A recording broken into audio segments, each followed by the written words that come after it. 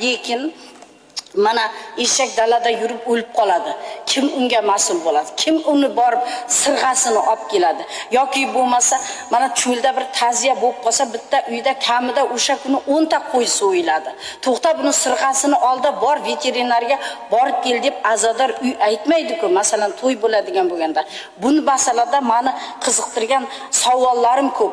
Yo'qolib qolsa-chi? Mana 20 ta qo'yni o'g'irlab ketadi. Nima qiladi o'shanda qo'yni egasi? Muhokama jarayonida bu savollar ham ochiq qoldi. Assalomu alaykum, hurmatli kuzatuvchilar.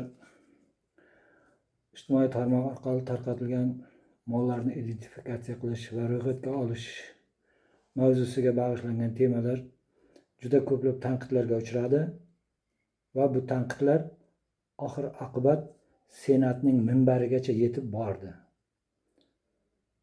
Va deputatlarning ichidan ham baribir o'zini fikrini aytadigan dadil senatorlar qolgan ekan shekilli. Mana hammaga eshittirib, butun O'zbekistonning oliy minbaridan xalqning noroziligining o'z ifodasini bildirdi. Mana shunday fikrlarga, noqonuniy talabga javob bermaydigan qarorlarga, xalqning ehtiyojiga, sharoitiga qarama-qarshi chiqarilgan qarorlarga qarshi kurashsa, alal oqibat o'zining albatta natijasini beradi.